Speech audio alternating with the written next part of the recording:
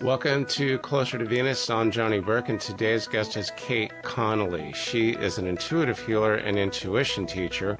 She uses her knowledge of people's galactic selves and starseed knowledge to help transform people's lives in their healing journeys. Today we'll discuss her experiences with galactic healing and how important it is in understanding who you really are. Kate, welcome to the program. Thanks so much for having me. Your knowledge of starseeds and galactic cells seems to imply life off planet Earth. So what was your introduction to off-planet life? It was when I saw my first spiritual healer. I was probably 26 or 27, and she was a client of mine. I was a chiropractor at the time, and she just fascinated me, and she did a healing session on me. I was very excited to do the healing session because I had never experienced it before. And during that session, she explained to me that I hadn't actually fully landed on Earth yet, and that I needed to let go of my galactic family so that I could actually land properly here and actually live an Earth life. And I'd never heard of any of this before, but I remember enormous amounts of guilt and enormous amounts of grief around letting them go. So I did actually see them come in. I did actually have a farewell with them. I did actually have a bit of a separation from them at that point. And I'd literally never experienced anything like it before. But then all of a sudden I just had this massive download that, oh my goodness, I'm not from here. This is not where I've been for a very long time. And I was actually finding it really hard to let go. And I remember, even though I hadn't had that experience, I remember saying to her at the time, do I really need to let go of them? I don't want to. These are my family, and my Earth family is not them. I was actually really struggling to let go of them at the time. So that was kind of me landing fully into that concept. And yeah, it was a pretty massive experience at the time. This experience was when you went to a healer? Yeah. There's quite a few modalities. Was it a Reiki healer? Was it? No, she just calls herself like a spiritual healer. Did she specialize in any type of specific modality or not necessarily? No, she's still someone I see occasionally now. She and I gathered a pretty close bond with various sessions that she's given me over the years. She's still someone I'll occasionally go back to for advice. So she doesn't necessarily talk galactically every time I speak with her. She will talk with my human life and whatever healing needs to happen in my body or in my world. If there's galactic energy that comes in or something that she needs to talk about, then she will. But no, that was probably the biggest and most profound one we had in terms of galactic experiences. Now, when you say galactic, does that pertain to certain star races? Yes. Okay, can you tell us who specifically they are? So star races are any being that comes from a different planetary system that's not in this galaxy. There's a lot of talk about life being on Mars and Venus, but in an interdimensional form. So it seems a little bit arrogant for us to believe that we are the only life forms in the multiverse, really. The concept that there isn't life anywhere else, I feel, is pretty much impossible. When you look at all of the different universal systems out there, it is quite incredible how easily it is when you learn how to tune into it, how you can tune into those different star systems and the people that reside there, and the stories that happen no differently than you can tune into someone here and their stories here. Okay, so these star people, star beings, which ones were they? Were they Andromedans? Were they Pleiadian, Syrian? Your galactic family. In my galactic family, that galactic family was Syrian. Just previous last life was Syrian. I've been in multiple different star systems, so I haven't lived in just one. And my understanding is I've been in most of them. I've got memories of being in multiple different ones. So my last one was in Sirius, and my first one apparently was in Alpha Centauri, but I don't 100% remember that one, but I do know that my last one was in Sirius, so I did come from Sirius before this lifetime. So you have past life memories. Are they mostly off-planet lives or both off-planet and earthly lives? So I've got memories of both. I do feel like I haven't been back on planet for a very, very long time. I was chatting with a friend of mine about this a few days ago, and I don't have a lot of memories post-ISIS period in Egypt. So I did have a lot of lifetimes pre-ISIS on Earth, and I don't think I've had many since then, so much so that I remember my spiritual healer saying at the time that I hadn't been on Earth yet. I don't think that's true. I do have definitely memories of Isis and before that, but I don't have a lot of modern Earth memories. But I do know that sometimes what happens with star seeds that haven't been on Earth for a very long time, you can get some imprinting codes put in where you have some memories of Earth more recently, so it's not as much of a shock and not as much of a difficult transition, I suppose, to come back on. Yeah, exactly. Yeah. So you mentioned Egypt, which is often referenced when we talk about ET life and ancient astronauts and things of that nature. Yeah. What do you remember from those lives or that life in Egypt that could tell us about something that we've always wondered about? Like when we look at the art and we see these half human, half animal creatures, I've been told by some people that have memories that go that far back that actually happened. Did you see anything like that? There's definitely memories for me around the fact that there were alien species that came down and basically seeded the planet. So the concept of humans is that we're actually a hybrid breed. We are a hybrid between like Anunnaki and like a more primitive human form. So there's definitely this transition between what people would call a much more primitive human and the highly advanced kind of godlike demigod kind of starseed energy. There was a lot of that happening probably thousands of years before Isis, but there was definitely that transition happening very, very early Earth time for sure. A lot of the memories that I do have some flashes of memories around those times.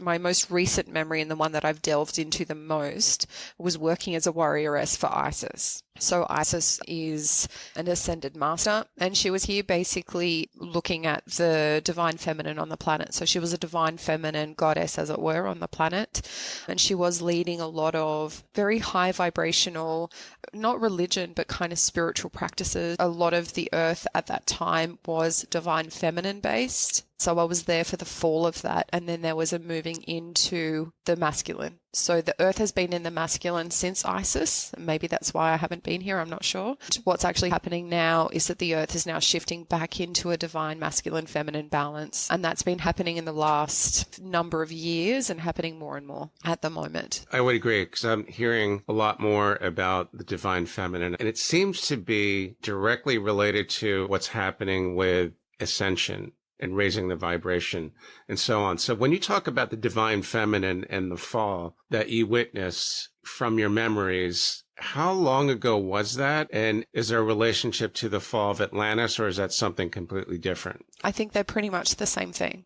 The same thing. Yeah. So I have experiences of Atlantis. I was definitely in Atlantis around the fall, and I was around Egypt as well. So back then, you're right, I was actually able to teleport fairly easily. So teleportation was very real and very conscious. So teleporting. Yep. Like we see on like Star Trek, that type of thing? Yeah, exactly. Yeah.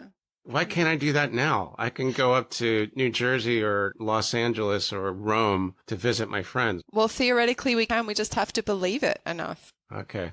That's probably a discussion for another day. But it's interesting because when I hear from people that have memories from that far back, often they will confirm theories of advanced civilization, advanced not only with technology, but in philosophy and consciousness. And what you just told us about the divine feminine pretty much confirms it. You're not the first one to tell me that, which is a good sign. I'm not just hearing that from one person. Very interesting. So you've had lives or memories of different star races. Which ones do you remember came down and I don't know if you'd say they colonized Egypt, but it seems to me that they really helped that civilization advance pretty quickly. The starseed races were the ones that actually kind of seeded the whole civilization in the first place. If we're looking at Earth being like an experimental ground, as it were, the Earth became seeded by starseeds mixing with primitive humans. If you want to talk about that concept of evolution, primitive humans didn't have the advanced kind of frontal lobes that we have now as human beings. So the mixing of the more primitive human that was much less evolved and the starseed demigod energy, that human hybrid breeding is the birth of modern humans today.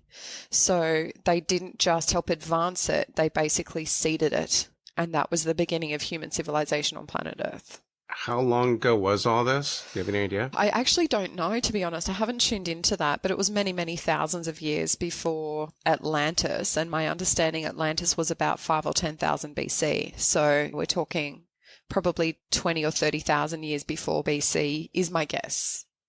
So a lot of these pyramid and different landmarks may be a little bit older than most people think. I think so, yeah. Okay. Yeah. Very interesting. What has been your experience with, I guess, what we would call ET life? What do they want from us? And what are the memories of the ETs that stand out the most?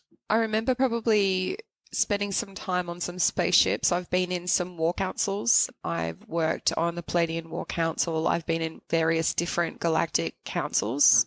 So a lot of my experiences are going back to those ships and actually speaking to friends, relatives, people who are a part of the council.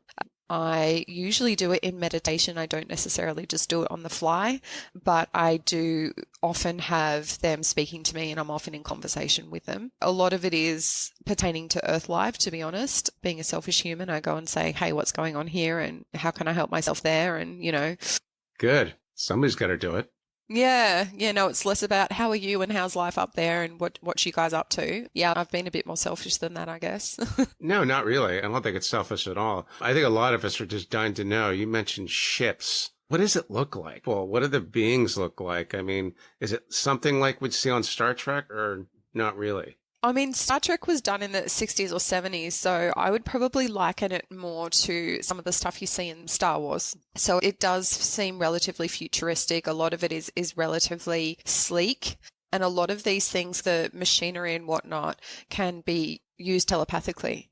So there's not a lot of buttons and dials and things like that. It is relatively sleek. The people in there, a lot of them are pretty humanoid. So, you're looking at relatively humanoid species, but they come in all sorts of different sizes and forms. So it's kind of hard to say what they all look like because they all look slightly different. And enough of a resemblance to humanity that I don't go, oh my goodness, what are you? Right. Okay. Fair enough. So did you ever get the idea, since we're talking about shows, Star Wars, Star Trek, Battlestar Galactica, did you ever get the feeling that the people that created these shows had some of the knowledge that you have, Starseeds and things like that? Oh, 100%. Undoubtedly. So if the creators themselves didn't, they certainly had creatives that came in and helped with that for sure. Or maybe they had spirit guides or unconscious help that they might not have been aware of. Oh, look, I think most incredible creating energies come from that. When you go into a creative spiral, you are essentially downloading and channeling from higher dimensional energies. The theory could be, argument could even be, is that people who dream and people who bring stuff in are bringing in stuff from the multiverse and they're bringing it onto planet Earth, things that we haven't seen before. They're actually channeling from somewhere else. Dreams are potentially just an experience from a different dimensional reality rather than something that doesn't exist. For me, it's much more this concept of we're actually channeling and bringing in energies from somewhere else and bringing it onto Earth as an original, but it is actually channeled through our higher selves and also through probably either galactic counterparts or spirit guides that are bringing that information to Earth. Speaking of dreams, if you dream of someone, let's say I dream of a girl that I've never met in this life, but she seems immediately familiar, you're saying that's not just my imagination, that's someone from a different dimension or a different universe? Yeah, that's my belief. Yeah. Or a past life. But if the dream does not take place in something that looks like 100 or 200 years ago, it looks like current times. You're saying that could be a different dimension. Definitely. I think we often dream in ways that feel familiar to us. There'll be an element of, I'm in a house, but I'm actually not on the planet. People have these really discombobulated dreams of I'm driving on a bus, but it's on the moon kind of thing. Or they have these kind of mismatch of different dimensional realities coming together in vivid kind of visions where you can have understandings and you can learn a lot from dreams. You can get a lot of information from them. I'm not a massively vivid dreamer, but I do have friends who explain to me what they're seeing and we sit there and spend time interpreting them. It's pretty amazing. It is. I don't have a lot of intuitive experiences, but I think many of us have those type of dreams that we don't seem to make sense of them, even though these people or these places look really familiar. And like you say, it might have been a past life if it's from a different time period. One other thing I wanted to ask about starseeds, because I get slightly different answers. Are we all starseeds, or is that not necessarily true? My understanding is, well, if you look at the origins of the Earth, where we are actually all a combination of human and starseed. So if you want to look at it from that perspective, then yes. Have many people then gone off planet and had off planet lives and then come back? No. So in my experience and my understanding is that there's a lot of Earth people that have been there from those original human seeds and stayed on planet Earth and not left. So I would call them human people. And then there's lots and lots of souls that have gone off planet and spent the majority of their time off planet and come back. And I would call those people starseeds. You're saying our origins are in the star races, any way you look at it. Yes, that's right. Humans are, by definition, a hybrid race, and we are basically a genetic, energetic, spiritual experiment for the universe.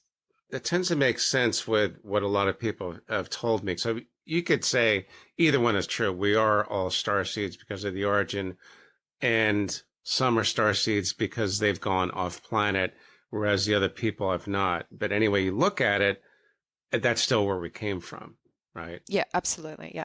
And it would also explain why star beings, I'm told, do not like to be called aliens, because alien means separate and they do not feel separate from us. You agree? Yeah, I think a lot of starseeds who are here on the planet and haven't necessarily become conscious that they are starseeds, a lot of those people can feel very lonely and isolated and not necessarily belonging. So I do get a lot of people in my clinic who do feel that way. And when I explain to them their starseed origins and I explain to them what they're here for, they will often feel less alone in that. And so they can actually start to expand their consciousness around what that looks like and what that feels like for them. When you can connect into your spiritual family, into your galactic family, into your guides, I don't think I felt alone for a very, very long time, because even if I'm alone in my body on the planet, I can chat to them whenever I want and I can call that in and I can have that support and love at any moment. So feeling alone and feeling isolated, it is not a thing when you realize like how many people are in your corner. What would it be like if everyone was able to do that consciously?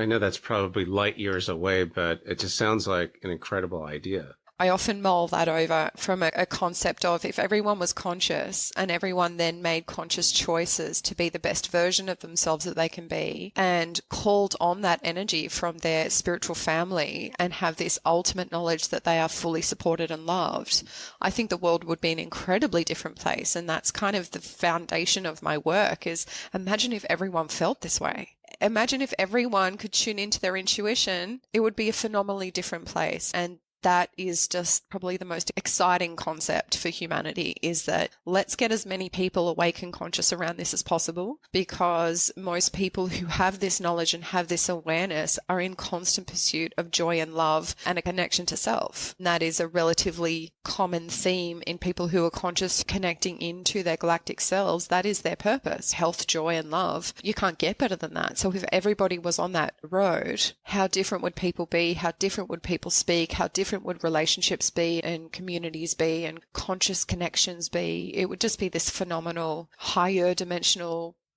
species, really. We'd be in a 5D world almost, or if not, 100%. we'd be on our way there. So I imagine the initial experience with a spiritual healer and your journey pretty much brought you to where you are now as an intuitive healer, right?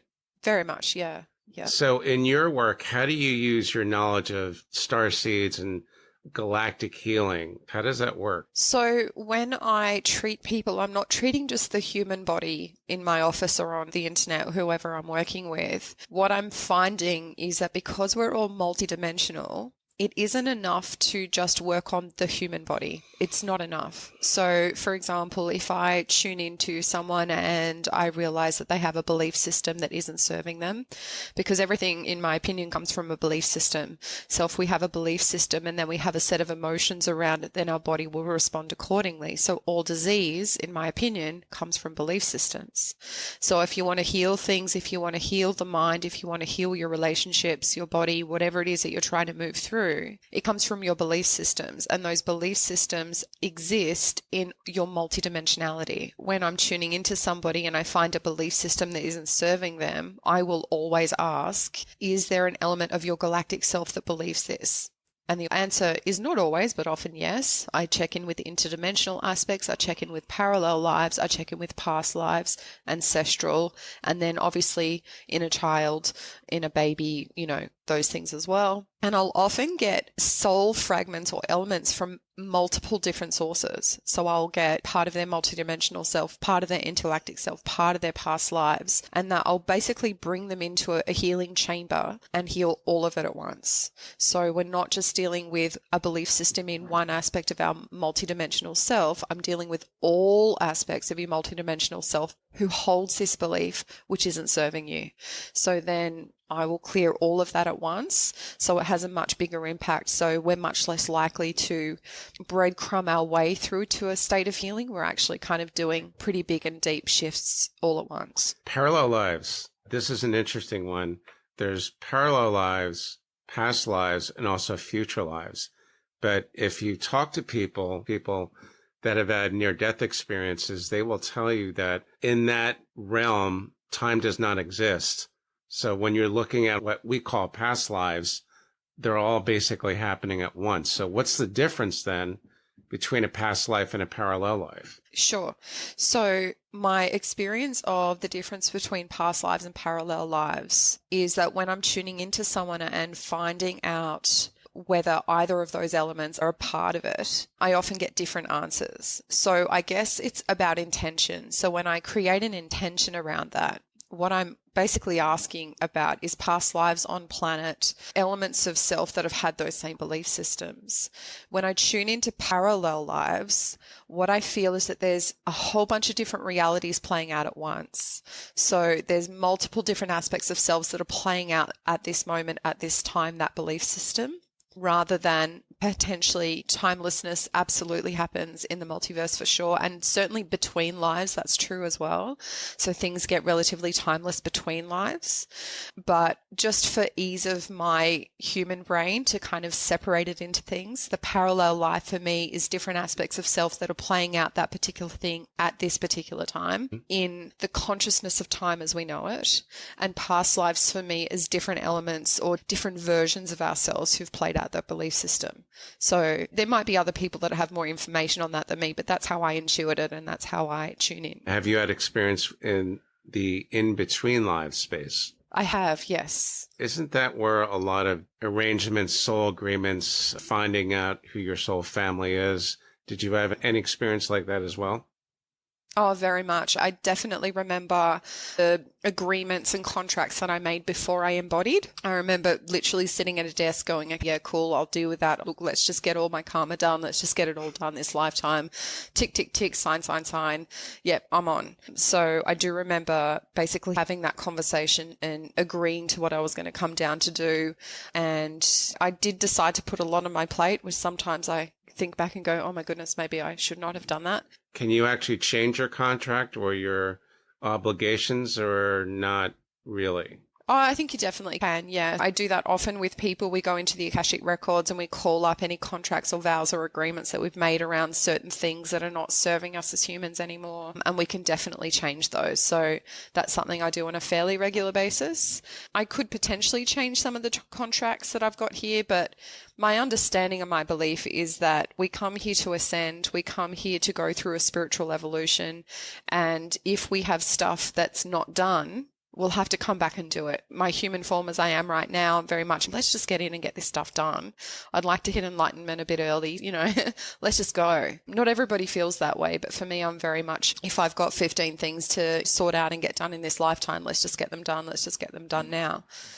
It's almost like choosing electives for your college courses, it seems like. It's not that much different, is it? It's what you want to work on. I would think. I don't know it's necessarily what you want to work on. A lot of it is what your soul is required to work on. So a lot of your dharma is, so you've managed to nail this, this, and this, but you still haven't nailed that, that, and that. How about you go down and do that this time?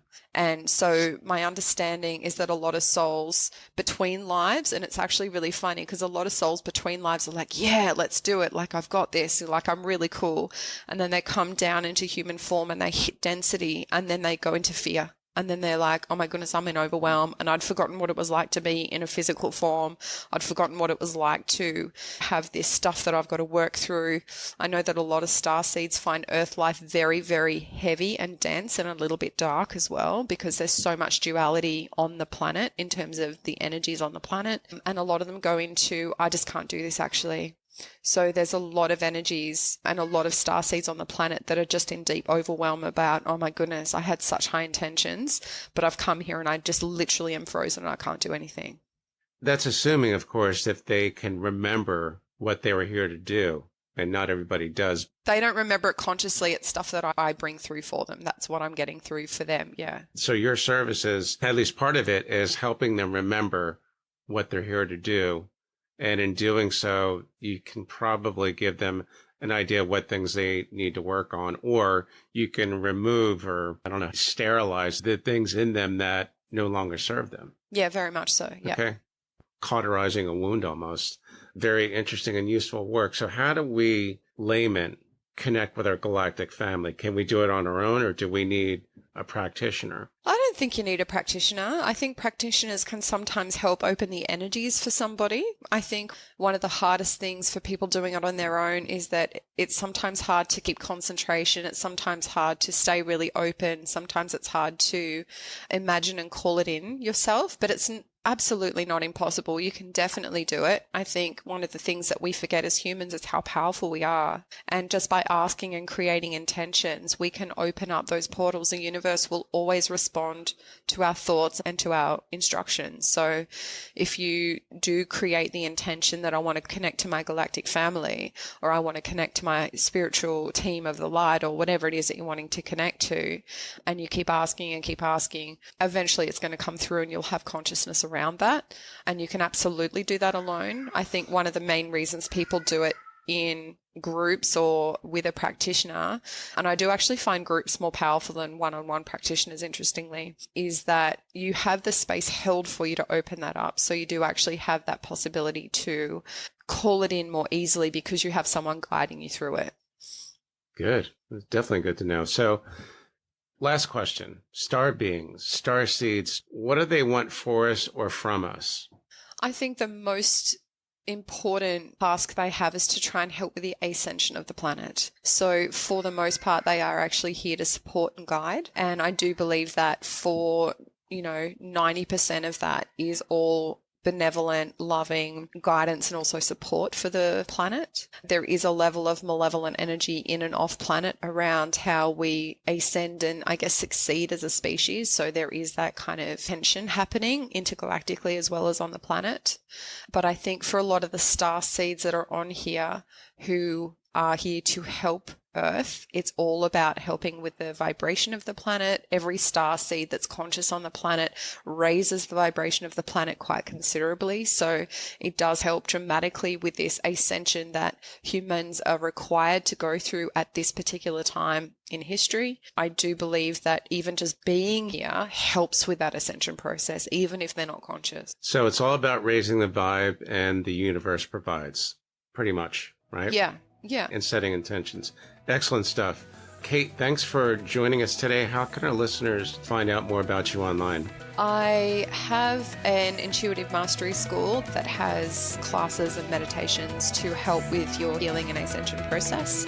I have a website, which is kateconnoly.com.au, and my Instagram handle is @KateConnollyIntuitive.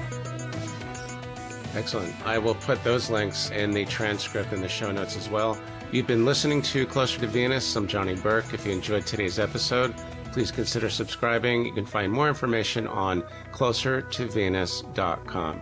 Thanks again for tuning in, and we'll see you next time.